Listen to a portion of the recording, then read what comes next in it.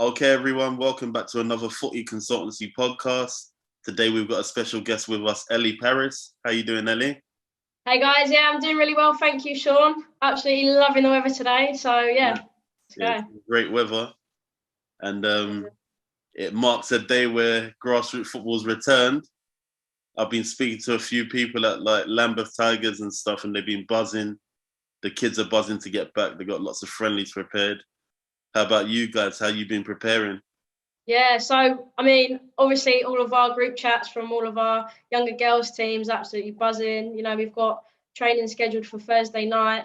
And even my women's team, we're considered a grassroots team. So we're back training tomorrow night and everyone just can't wait to see each other. I think everyone's just excited for the social aspect as well as the football aspect. So it's just so nice to see everyone coming together and get excited to get stuck in. But I think what's really nice is I've seen a few conversations happen already. A lot of people are discussing how they want to make sure when all the kids come back and the players come back, they're going to keep it as sort of fun and light as possible because, you know, some of these kids probably haven't done any exercise maybe in 6 months. You know, we don't know the kind of level of fitness they're going to have. Even they might not have football equipment at home. So I think everyone's got to really keep an open mind to starting fresh again. Don't worry about what you've been focusing on before pre-COVID. Doesn't really matter anymore. Everyone's starting from a clean slate. So just get out there and enjoy it. No, I find it really interesting what you said because, you know, when you look at the four corners and how we prepare sessions, and we look at it from, a lot of us look at it from the physical or technical corner, but you spoke about the importance of socializing. A lot of people have not seen their friends for months. Yeah. And the psychological challenges of, you know, preparing your mind to get fit again. A lot of people have arranged friendlies straight away. You might not see the best of that person, and some coaches that you might come across are pretty close-minded. They'll be like, oh, he's not the same again, or she's not the same again. And it's important that coaches are very patient, parents are very patient with the children, and, you know, even with ourselves, you know, you're playing in the league that you're playing in, and it's being patient with yourself in terms of you've done so much preparation, and you might hit the ground running, but you might not. So it's just like, you know, you just got to go for it, and hopefully a couple of weeks, you know, you start seeing your best again. Yeah, definitely. I think obviously with everyone doing different things over lockdown and being able to access equipment and stuff like that, I think give it maybe several weeks or so to then really sort of get going with the nitty gritty and the technical and the fitness elements of things, because I know my league has been sort of debunked and a lot of leagues across the country have. So I think friendlies are being organised, but people need to sort of make sure they're not coming too thick and fast, like you said, because it could result in injury. You know, it will be a shock to the body for a lot of us. I mean, definitely me. When was the last time I did 90 minutes worth of exercise? I couldn't tell you. I mean, the odd 5Ks, you know, can only do so much. So, yeah, I think we just got to be patient. I mean, as a coach myself, I know I'm just going to aim to make it as fun as possible for the girls and stuff like that. But also want to make sure I'm giving them exactly what they need at the time. So I do worry that all these friendlies being arranged could cause, not injury really, but I just hope it doesn't affect players' mentality, because no one's going to be as sharp as they were, you know, before COVID. So I think coaches and players need to be patient and just sort of understand everyone is in the same boat.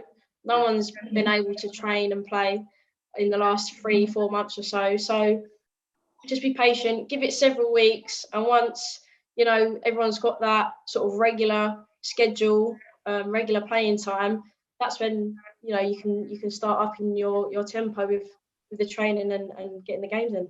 I mean, you're in a unique position, you know, so coming from a player and a coach's perspective, like, what have you learned from this lockdown, and how will it help you to prepare for the future in terms of how you prepare for coming in and out of a lockdown if it happens again? Well, fingers crossed, touch wood, it doesn't happen again, and we're sort of coming to the light at the end of the tunnel. But what I've learned as a player is I've learned how important fitness is, not only for game related like importance, but mental health wise. Yeah. Not that I've ever really struggled with mental health, luckily.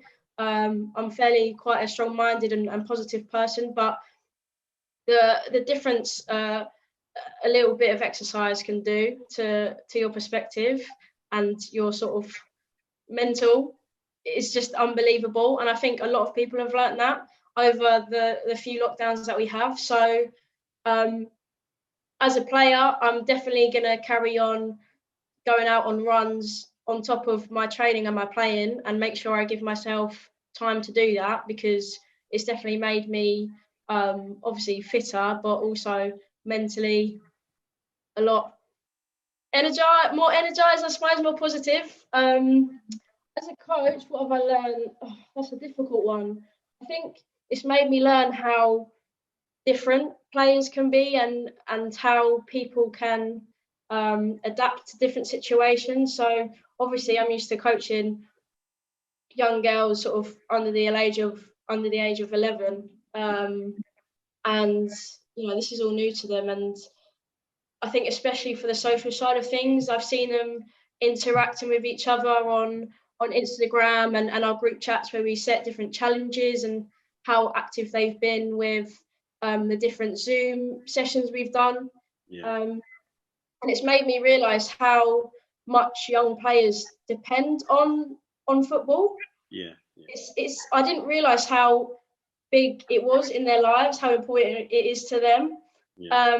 And seeing that for young girls is actually such a nice thing to see, because I feel like when I was their age, football was as important to me, but I didn't really have any other girls that I could talk to about it, if that makes sense. No, I understand.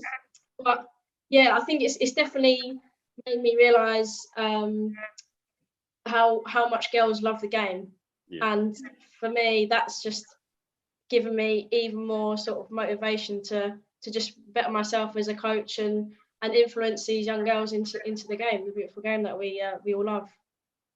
Yeah, and I found it the same, like coaching the young boys as well. I mean, they've never experienced anything like it, and the game's been going for so long, and a lot of them have kind of fallen out of football altogether, because some of them don't really see a future.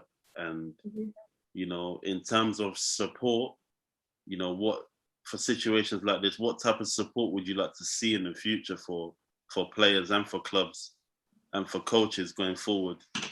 Yeah, it's interesting you say that, actually, Sean, because I bumped into a couple of girls I used to play with at Crystal Palace today in the park when I was having a little kick around. Yeah. And they were talking about how they felt so much pressure being a young player and the potential that they had, that they actually started to not enjoy it. Yeah. And I think, God, that's I would hate that to happen for any players that I ever coach. I like to think I'm fairly knowledge in the technical and the tactical side of the game. But my main priority always as a coach in my training and match days with the girls is, did you enjoy it? As long as they enjoy it, I don't care how slowly they're developing. It doesn't matter how slowly they develop. As long as they are developing and they're enjoying it, that's all I want from them. But yeah, definitely as a young player, I think it's going to be so easy for us, as coaches, to want to get the best out of our players as soon as we get back.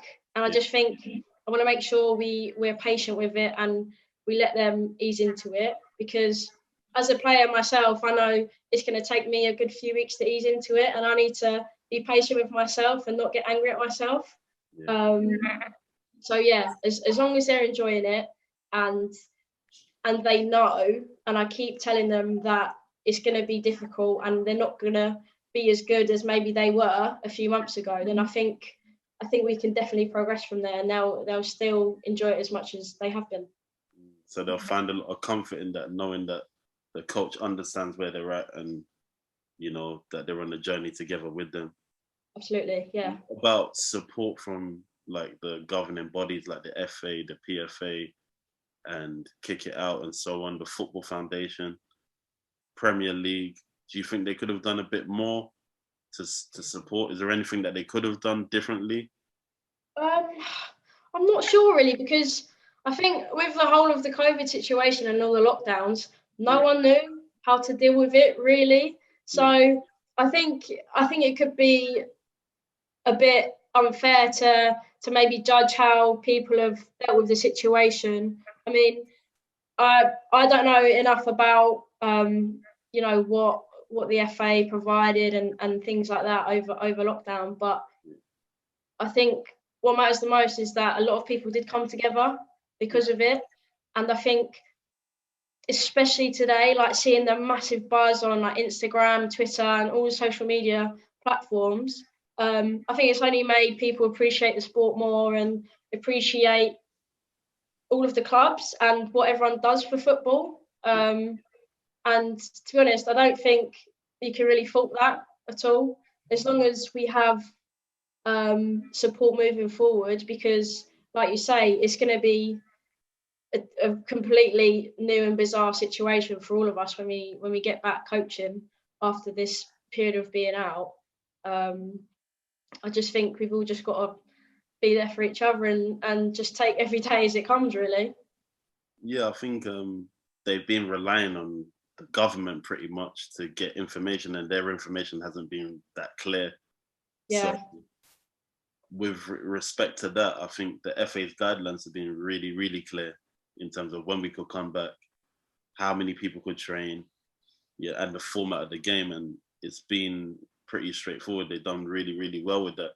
And they've put on quite a few webinars for coaches and for players to keep them busy. And, it's a massive industry, and you would hate for football to fall apart, but you know that there's such a strong footballing family in England, and everyone's managed to be creative and, keep their love and attachment for the game. And now, hopefully we can go back into it and see it out right through to the Euros. Yeah, 100%. I've got a good feeling we can win the Euros, Yeah. I know we say it every year about the Euros and the World Cup, but it feels different this time. Yeah.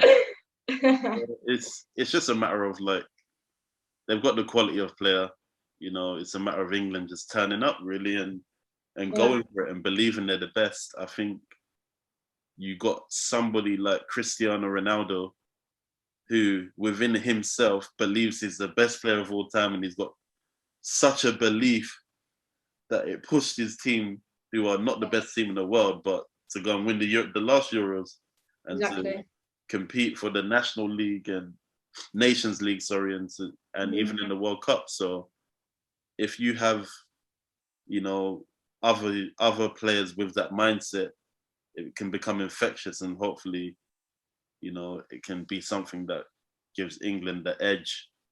Yeah, definitely. And with all the raw young talent coming through, it makes it so exciting with all these new young players, and they're just obviously so hungry to play for the badge. And I'm looking forward to the Euros, definitely. And I think it's gonna bring together the nation even more. I mean, whenever there's a World Cup or a Euros on, everyone just comes together. Everyone supports the same team.